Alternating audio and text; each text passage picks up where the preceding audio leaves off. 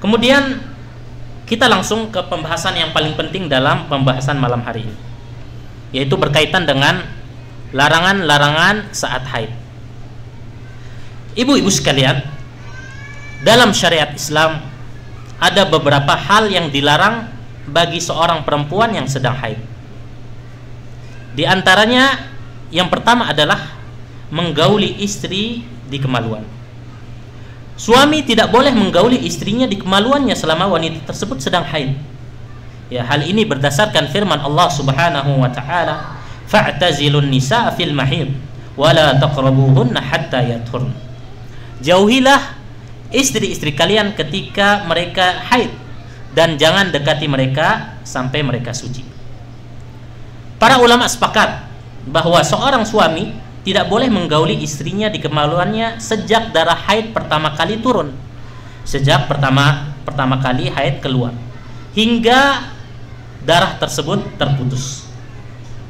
Adapun di masa setelah darahnya terputus sampai perempuan itu mandi, maka jumhur ulama, maka di sini ada khilaf ya, ada khilaf antara jeda ketika seorang perempuan putus haidnya dan perempuan tersebut belum mandi.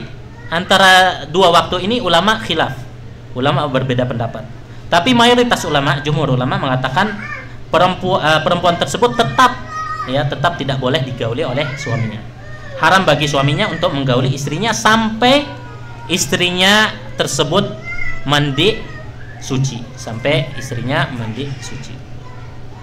Hal ini didasarkan firman Allah Subhanahu wa taala, ya, dalam ayat yang sama Allah Subhanahu wa taala berfirman, "Fa idza tatahharna fa'tuhunna min haitsu amarakumullah.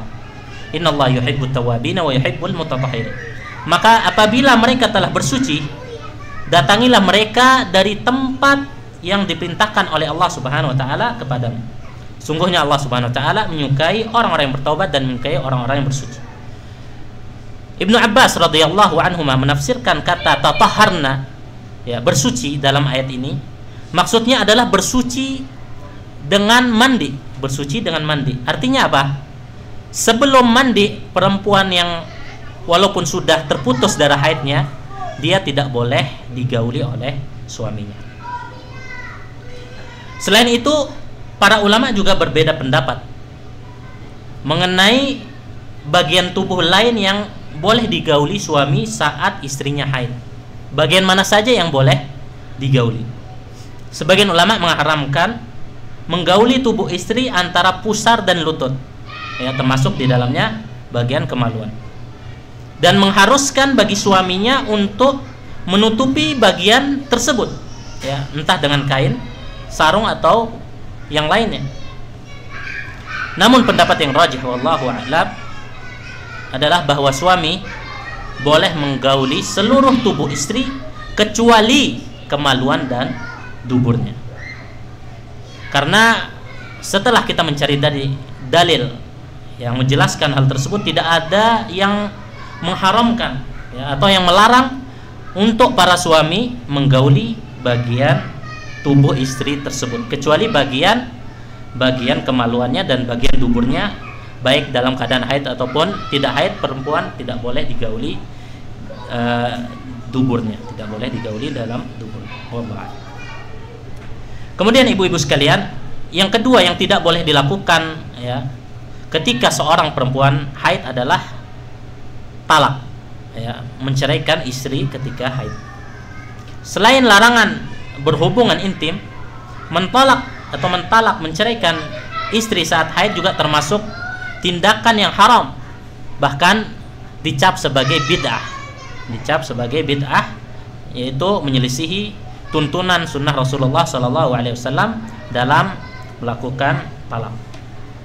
Ya, Allah Subhanahu wa taala berfirman, "Fatalliquhunna li'iddatihin." Ya, ceraikanlah mereka pada waktu mereka dapat menghadapi iddahnya, yaitu yang dimaksud adalah ketika mereka sedang suci, bukan pada saat haid. Ketika suci dan tidak digauli pada saat itu. Hal ini juga sebagaimana yang dijelaskan dalam hadis Ibnu Umar radhiyallahu anhuma, ya.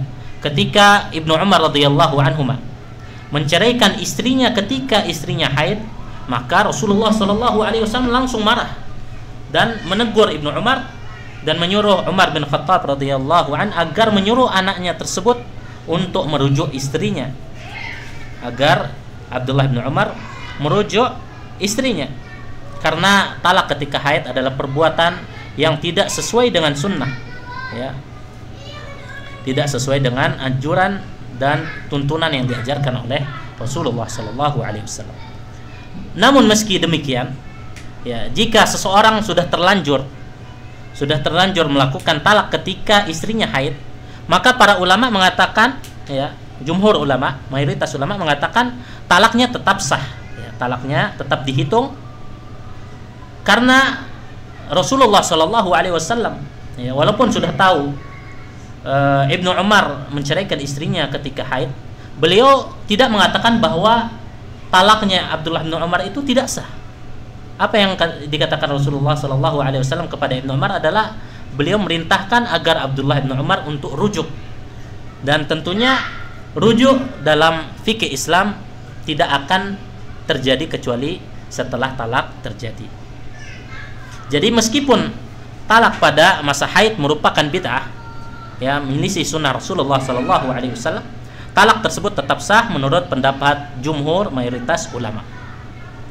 Namun hendaknya suami dan istri mengikuti petunjuk syariat dalam menghindari talak saat haid dan menjaga hubungan mereka sesuai dengan ketentuan yang diajarkan oleh Rasulullah SAW. Kemudian yang ketiga, ibu-ibu sekalian, yang dilarang dilakukan ketika haid adalah sholat, ya. Seorang wanita yang sedang haid dilarang untuk melakukan sholat, dan ini adalah kesepakatan para ulama. Dalam hal ini banyak sekali dalilnya. Di antaranya adalah sabda Rasulullah SAW, "Idza aqbalatil haidhah fada'is shalah." Ya, apabila darah haid keluar, maka tinggalkanlah sholat. Hadis riwayat Bukhari dan Muslim. Ya, seorang wanita yang sedang haid dibebaskan dari kewajiban sholat, baik secara ada, ya, yaitu melaksanakan sholat pada waktunya, maupun qadha, ya, yaitu mengganti sholat yang tertinggal. Dan ini adalah ijma' ulama yang disepakati. Para ulama juga sepakat bahwa tidak diwajibkan baginya untuk berwudu pada waktu sholat, ya. Juga tidak diwajibkan untuk berdiam diri berzikir kepada Allah Subhanahu wa taala sebagai pengganti sholat. Allah Subhanahu wa taala, ya, tidak mewajibkan hal ini. Dan ini adalah pendapat mayoritas ulama dari kalangan salaf dan khalaf. Ya, sebagian ulama, kenapa disebutkan hal ini? Karena sebagian ulama seperti Al-Hasan Al-Basri, ya, dan sebagian ulama Hanafiyah, mereka mengatakan disunnahkan bagi wanita yang sedang haid untuk berwudu ketika mendengarkan adzan, kemudian berdoa dan berzikir sebagai ganti sholatnya mereka. Maka kita katakan hal ini tidak ada dalilnya, ya. Tidak ada dalilnya. Sebagaimana kita tahu bahwa prinsip Ahlus Sunnah tidak melakukan ibadah kecuali berdasarkan dalil yang sahih. Maka ibu-ibu sekalian, ya, perempuan tidak diwajibkan sholat dan tidak disunahkan juga untuk melakukan ibadah-ibadah tertentu ketika haid. Tapi perlu ditekankan dan perlu diketahui oleh ibu-ibu sekalian bahwa wanita haid tidak dilarang untuk berzikir. Ya, kita tidak melarang perempuan haid untuk berzikir. Tapi yang kita sebutkan tadi adalah mengkhususkan ibadah tertentu. Ya, mengkhususkan zikir tertentu, mengkhususkan wudu ketika adzan sebagai ganti sholat yang mereka tinggalkan. Ini yang kita larang. Adapun berzikir, ya, berdoa, melakukan ibadah-ibadah yang tidak dilarang, maka tetap disarankan, ya, tetap disarankan untuk perempuan-perempuan yang sedang haid. Di antara dalil yang mengatakan perempuan haid tidak dilarang untuk berzikir atau berdoa dan seterusnya, ibadah-ibadah yang lain, adalah sebagaimana yang disebutkan oleh Rasulullah SAW dalam hadisnya, ya, ketika beliau berkata kepada Aisyah radhiyallahu anha, ketika itu Aisyah sedang haji dan sedang haid.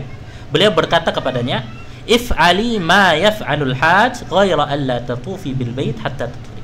Lakukanlah apa yang dilakukan jamaah haji, tapi jangan tawaf sampai kamu suci. Dan tentunya orang yang sedang melakukan ibadah haji, mereka pasti banyak melakukan zikir ya. Ya, diantaranya talbiyah dan zikir-zikir yang lainnya. Dan mereka juga berdoa. Sehingga berdasarkan hadis ini, wanita haid tidak dilarang dari berzikir dan berdoa.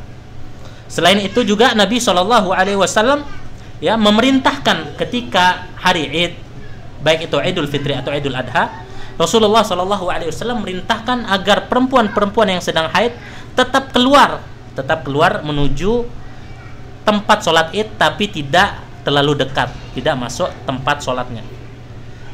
Yashhadnal khaira wa da'watal muslimin, agar perempuan-perempuan haid tersebut ya mendapatkan kebaikan, mendapatkan keberkahan dari doa-doa yang dipanjatkan pada hari itu.